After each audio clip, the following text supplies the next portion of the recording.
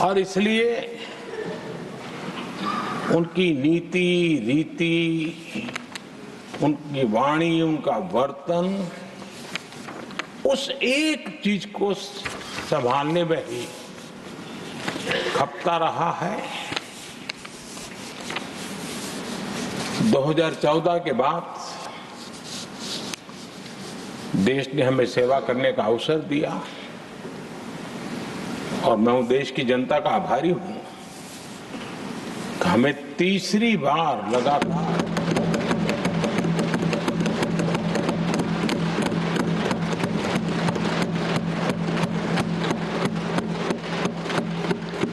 ये तीसरी बार जनता यहां पहुंचाती है। इतने बड़े देश में इतनी वाइब्रेंट डेमोक्रेसी हो, वाइब्रेंट मीडिया हो, हर प्रकार के बातें बताने की छूट हो, उसके बावजूद भी देश दूसरी बार, तीसरी बार हमें सेवा करने का मॉडल बनाती है। इसका कारण देश की जनता ने हमारे विकास के मॉडल को परखा है, समझा है और समर्थन दिया है। और हमारा ये विकास का मॉडल को अगर मुझे एक शब्द में कहना है तो मैं ये कहूंगा, नेशन फर्स्ट, राष्ट्र प्रथम। इसी एक उम्दा भावना और समर्पित भाव से हमने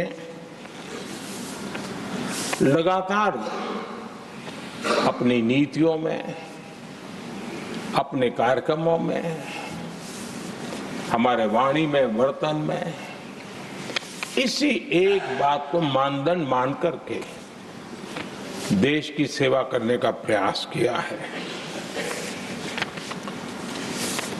और आदरणीय सभापति जी, मैं बड़े गर्व के साथ भी कहता हूं, बड़े संतोष के साथ कहता हूं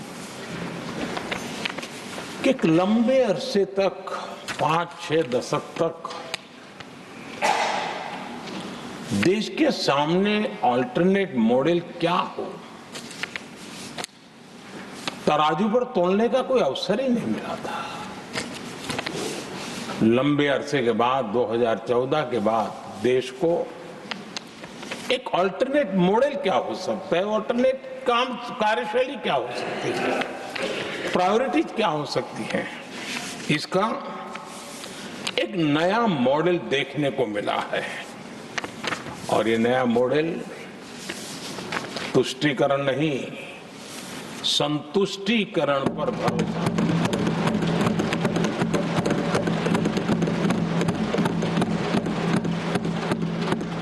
पहले के मॉडल में, खास करके कांग्रेस के कालखंड में, तुष्टीकरण, हर चीज में तुष्टीकरण, यही उनका एक प्रकार से औषधि बन गई थी उनकी राजनीति को करने की। और उन्होंने स्वार्थ नीति, राजनीति, देश नीति सबका एक घोटाला करके रखा हुआ था। तरीका ये होता था कि छोटे तबके को कुछ दे देना और बाकियों को तरसा कर रखना, और जब चुनाव आए तब कहना देखो उनका मिला है, शायद आपको भी मिल जाएगा। और इस प्रकार से झुनझुना बांटते रहना, लोगों के आंखों पर पट्टी बांध करके अपनी राजनीतिक सियासत को चलाए रखना, ताकि चुनाव के समय वोट की खेती हो सके। यही कार्य चलता रहा। आदरणीय सभापति जी, हमारी कोशिश रही है कि भारत के पास जो भी संसाधन है,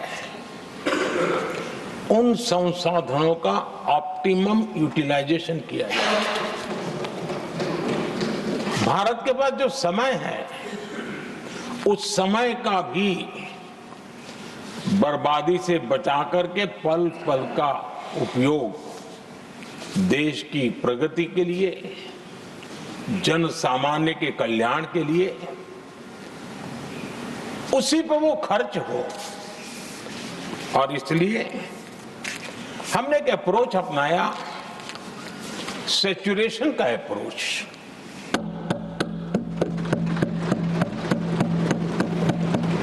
पैर उतने ही लंबे करने जितनी चद्दर हो, लेकिन जो योजना बने, जिनके लिए वो योजना बने, उनको वो 100% उसका बेनिफिट होना चाहिए। किसी को दिया, किसी को नहीं दिया, किसी को लटका करके रखा और उसको हमेशा प्रताड़ित करते रखना और उसको निराशा की गर्त में धकेल देना, उन सिचुएशन से हमने बाहर आकर के सैचुरेशन अप्रोच की ओर हमारे काम को आगे बढ़ाया है। बीते दशक में हमने हर स्तर पर सबका साथ, सबका विकास की भावना को जमीन पर उतारा है और वो आज देश में जिस प्रकार से बदलाव नजर आ रहा है, फल के रूप में हम अनुभव करने लगे हैं। हमारे गवर्नेंस का भी मूल मंत्र यही रहा है, सबका साथ, सबका विकास। हमारी ही सरकार ने SC, ST एक्ट को मजबूत बनाकर दलित और आदिवासी समाज के सम्मान और उनके सुरक्षा के संबंध में अपनी प्रतिबद्धता भी दिखाई और हमने उसको बढ़ाया।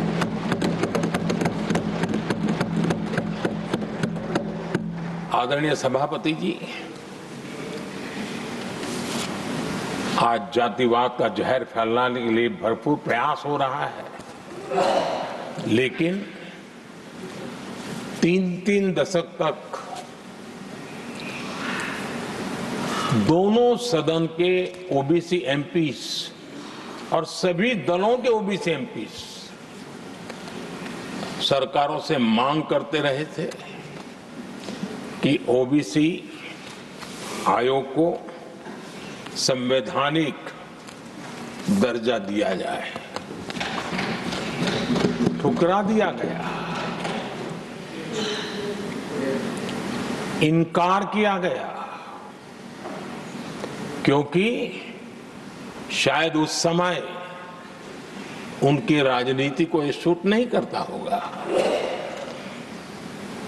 क्योंकि तुष्टीकरण की राजनीति के और फैमिली फर्स्ट की राजनीति में जब वो बैठेगा तब तक वो चर्चा तक के हित में भी नहीं आता है। आदरणीय सभापति जी, ये मेरा सौभाग्य है कि हम सब ने मिलकर के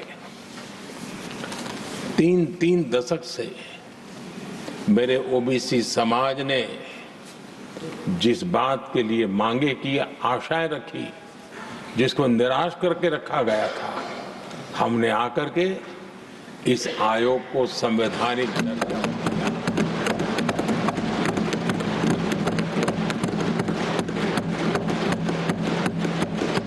और हमने सिर्फ उनकी मांग पूरी की इतना नहीं, हमारे लिए उनका मान सम्मान भी उतना ही महत्वपूर्ण है, क्योंकि देश के 140 करोड़ देशवासियों को हम जनता जनार्दन के रूप में पूजने वाले लोग हैं।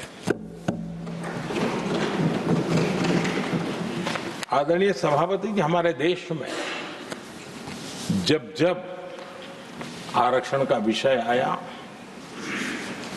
तो उसको एक तंदुरुस्त तरीके से समस्या के समाधान के लिए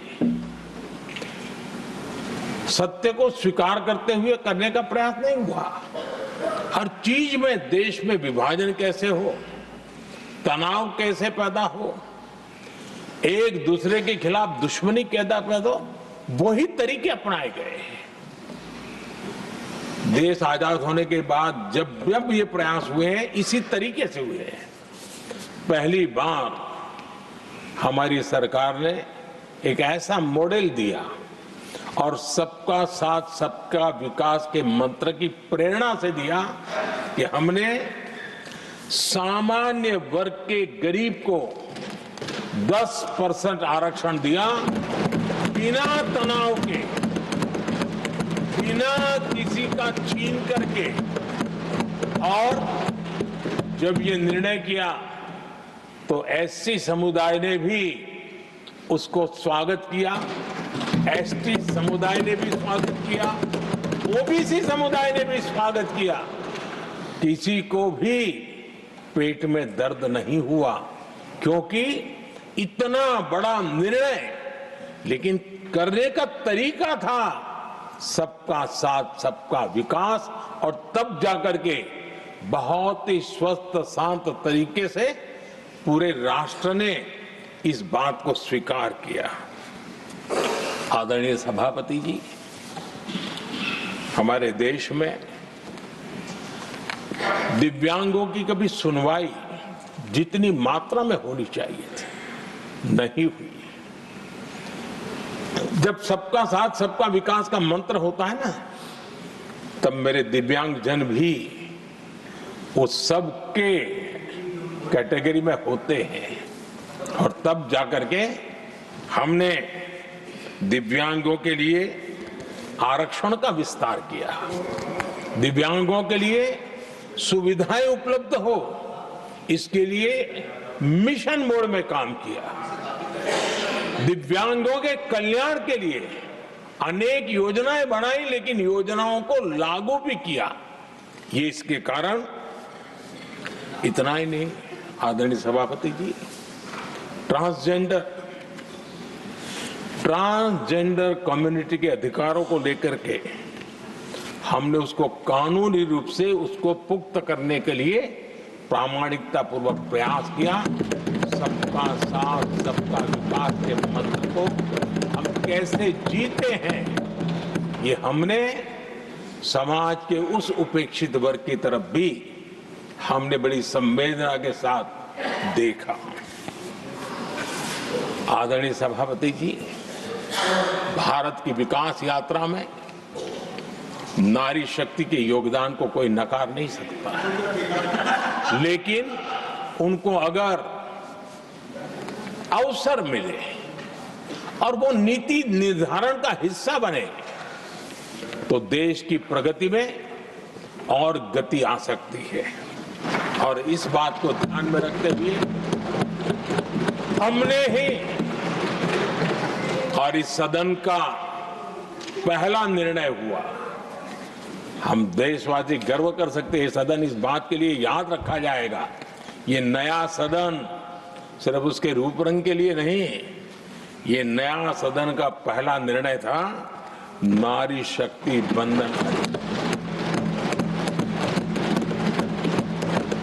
इस नए सदन को हम किसी और तरीके से भी कर सकते थे, हम हमारी वाहवाही के लिए भी उपयोग कर सकते थे, पहले भी होता था, लेकिन हमने तो मातृशक्ति की वाहवाही के लिए इस सदन का आरंभ किया था, और मातृशक्ति के आशीर्वाद से ये सदन अपना कार्य आरंभ किया है। आदरणीय सभापति जी, हम जानते हैं, इतिहास की तरफ अब थोड़ी नजर करें,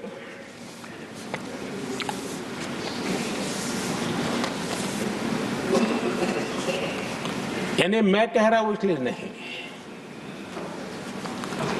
बाबा साहब आंबेडकर के साथ कांग्रेस को कितनी नफरत रही थी, उनके प्रति कितना गुस्सा था, और किसी भी हालत में बाबा साहब की हर बात के प्रति कांग्रेस चिढ़ जाती थी, और इसके सारे दस्तावेज मौजूद है। और इस गुस्से को दो बार बाबा साहब को चुनाव में पराजित करने के लिए क्या कुछ नहीं किया गया।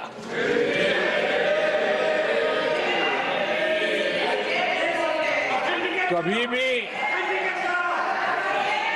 बाबा साहब को कभी भी बाबा साहब को भारत रत्न के योग्य नहीं समझा गया। आदरणीय सभापति जी, कभी भी बाबा साहब को भारत रत्न योग्य नहीं समझा गया। इतना ही नहीं, आदरणीय सभापति जी, इस देश के लोगों ने बाबा साहब की भावना का आदर किया, सर्व समाज ने आदर किया, और तब आज मजबूरन कांग्रेस को जय भीम बोलना पड़ रहा है, उनका मुंह सूख जाता है।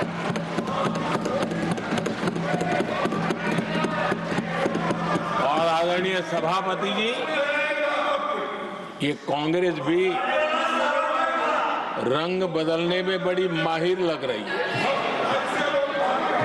कितनी तेजी से अपना नकाब बदल देते हैं, ये इसमें साफ साफ नजर आ रहा है।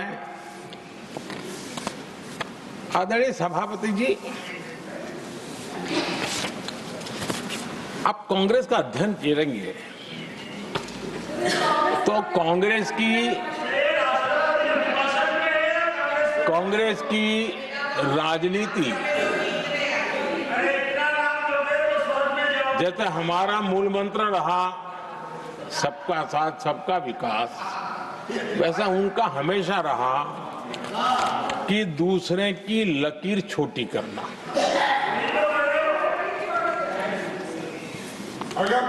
और इसके कारण उन्होंने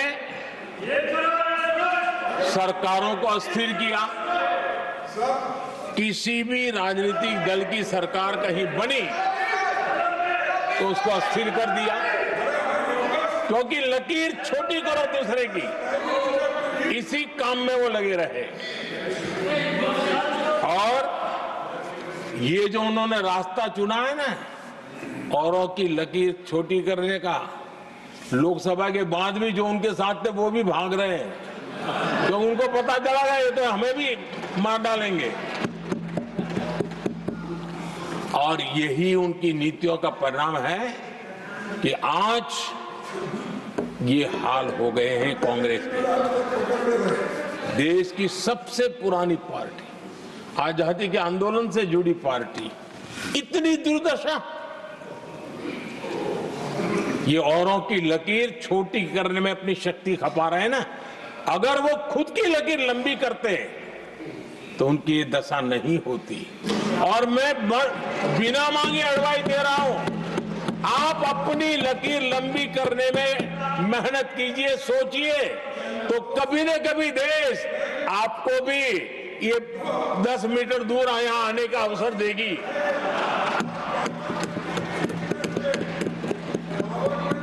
आदरणीय सभापति जी, बाबा साहब ने SC/ST समुदाय की बुनियादी चुनौतियों को बहुत बारीकी से समझा था, बहुत गहराई से समझा था, और खुद भुक्तभोगी थे, इसलिए दर्द भी था, पीड़ा भी थी, और समाज का कल्याण करने की का एक जज्बा भी था। और बाबा साहब ने SC/ST समुदाय के आर्थिक उन्नति के लिए एक स्पष्ट रोडमैप देश के सामने प्रस्तुत किया था, उनकी बातों में प्रस्तुत होता था। और बाबा साहब ने एक बहुत महत्वपूर्ण बात कही थी, मैं उनका कोट पढ़ना चाहता हूं। बाबा साहब ने कहा था, भारत एक कृषि प्रधान देश है, लेकिन दलितों के लिए ये आजीविका का मुख्य साधन बन ही नहीं सकता। ये बाबा साहब ने कहा था। उन्होंने आगे कहा था, और इसके कई कारण हैं। पहला, भूमि खरीदना उनके सामर्थ्य से बाहर है। दूसरा, अगर उनके पास धन भी हो तो भी उनके लिए भूमि खरीदने का कोई अवसर नहीं है। बाबा साहब ने ये एक एनालिसिस किया था और इस परिस्थिति का एनालिसिस करते हुए उनको तो सुझाव था, उन्होंने आग्रह किया था कि दलितों के साथ, हमारे आदिवासी भाई बहनों के साथ, वंचितों के साथ ये जो अन्याय हो रहा है, ये जो मुसीबत में जीने के लिए वो मजबूर हो रहे हैं, इसका एक उपाय है देश में इंडस्ट्रियलाइजेशन को बढ़ावा दिया जाए। औद्योगिकरण के पक्षकार थे बाबा साहब, क्योंकि औद्योगिकरण करने के पीछे उनकी कल्पना साफ थी। स्किल बेस्ड जॉब्स और एंटरप्रेन्योरशिप के लिए, आर्थिक आत्मनिर्भरता के लिए दलित, आदिवासी, वंचित समूहों को एक अवसर मिलेगा और उसे वो उत्थान का एक सबसे महत्वपूर्ण हथियार मानते थे। लेकिन आजादी के इतने सालों के बावजूद भी, इतने साल कांग्रेस को सत्ता में रहने का अवसर मिला, तब भी बाबा साहब की इन बातों को पर गौर करने का भी उनको समय नहीं था। उन्होंने बाबा साहब की इस विचारों को पूरी तरह खारिज कर दिया।